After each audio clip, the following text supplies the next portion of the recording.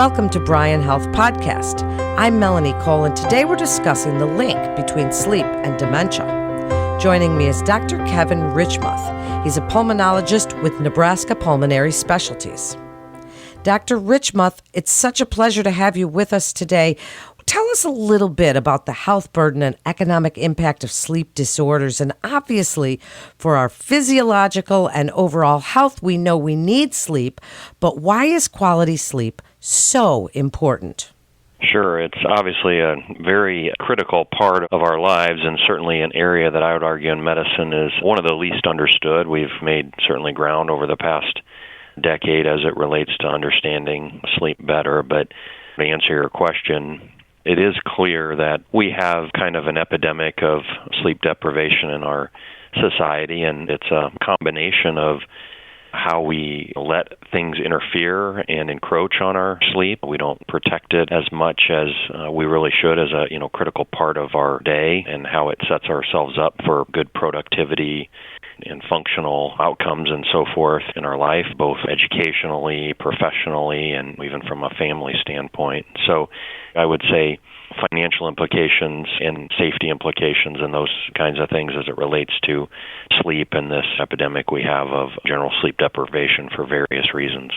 Well, we all know that we have to sleep, for if we didn't, we would not make it. But there are a lot of health conditions that are related to sleep, and we're learning more and more about these, Dr. Reichmuth, about diabetes and obesity and all of these things. Tell us a little bit about what we know now about the health conditions that can result from poor quality sleep. You've named several of them, what we've learned through good epidemiologic studies, and it's always difficult when you're trying to link a particular situation, for example, sleep deprivation, with a disease state, because there's so many confounding factors. We know, for example, some of the things you mentioned, like diabetes, activity and our body weight and those kind of things also confound that. And so it's hard sometimes to find a causal link, but I think with a number of studies that have been done, and I had done some research when I was at the University of Wisconsin on sleep and diabetes before coming here, and one of the things in my study that it looked like was that sleep deprivation, as it relates in particular, the study I was looking at was sleep apnea, led to weight gain, which then may have been the intermediary factor that led to increased diabetes. But since then, a number of studies have been done showing that reduced sleep, and again, that can be because of a disease state like sleep apnea, or it can be because of what we choose to do with our sleep, the amount of sleep we choose to get, leads to, as you mentioned, diabetes, weight gain, cardiovascular disease, a number of cardiovascular diseases, coronary artery disease, arrhythmias such as atrial fibrillation, cerebral vascular disease such as stroke, and then the impact on cognitive impairment, cognitive decline such as dementias, and in particular Alzheimer's disease. Those would be the big things. And then there have been studies showing that when you have impaired sleep, you have immune dysfunction, and so studies have looked at how does the immune system work under sleep-deprived states, and that it's impaired as well and may lead to some other disease situations. And so, there's just so many critical things that happen during sleep that when it's altered or restricted, that it creates enough physiologic impairment that it does appear to lead to some potential permanent disease states like those things we just mentioned.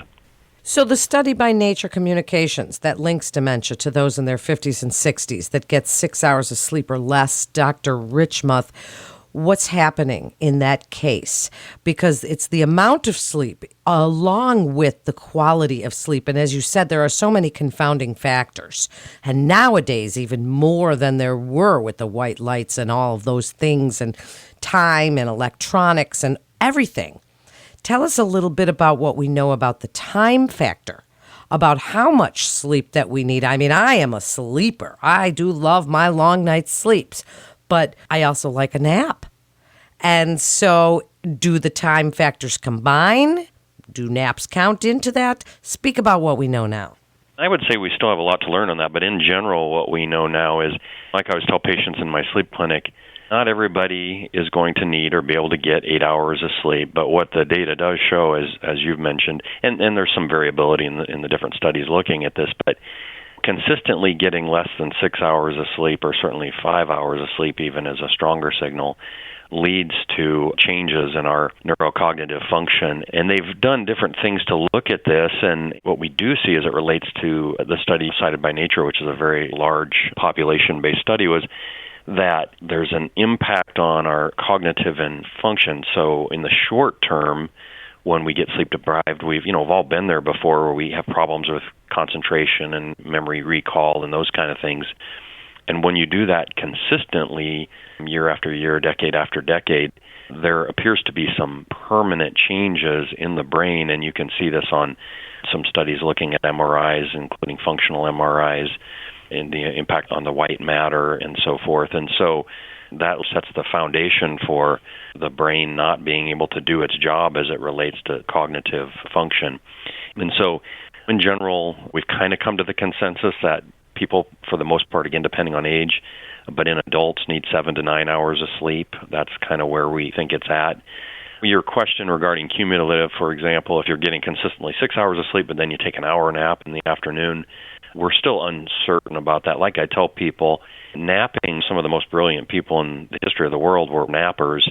In general, we recommend short periods of napping, so that there is something that happens in the brain with a nap that can be good. But what I tell people is that you probably want to make sure you're getting enough general nighttime blocked sleep and not rely on napping. On the other hand, if you're getting that amount of sleep and you have the opportunity to take a short nap in the afternoon, you're probably not harming yourself if it does not adversely impact your nighttime sleep.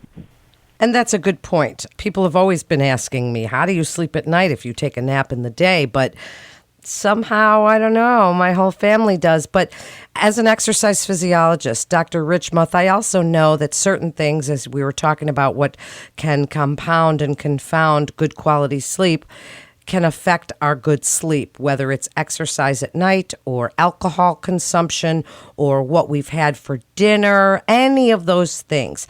I'd like you to offer now some best advice about getting better sleep, how we know if we need professional help with this, and really sleep hygiene, because that's what this field is being called these days, and what a growing field it is. I think one of the things, and it's not easy for us sometimes when we have a problem in our lives with how you tackle it, sometimes it seems overwhelming, and a lot of times what I tell patients, the first thing we need to look at is, what things do I have control over that are altering my sleep, that are adversely or keeping me from getting good sleep? And so you're exactly right. Those are hygiene aspects. And so it's number one, am I maintaining a consistent schedule, or am I really varying a lot? Because it's hard for the body. We need to find out what's a schedule that's going to work for us to give us time to get enough sleep. And really, there's always going to be some things that do affect it, travel or whatever. But for the best we can, be very diligent and protective of that schedule. The things like TV, phones, computers, those kind of things, not only are there light aspects that can alter circadian rhythm of sleep, but they obviously stimulate the brain. They start to stimulate and will prevent the brain from going through its normal circuitry to initiate and maintain sleep. And so we really have to, make some hard choices in that. In general, I tell people at least 2 hours before bed to cut out TV.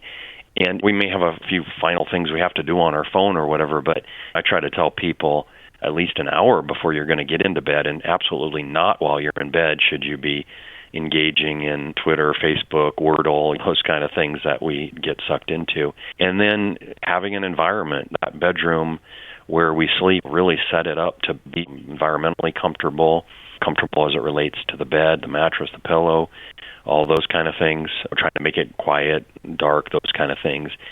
And then on the other end of it is maintaining an awakening time, allowing that time in bed, but not sleeping in beyond the time, because that's going to set you up for failure the next night if you're sleeping in too long.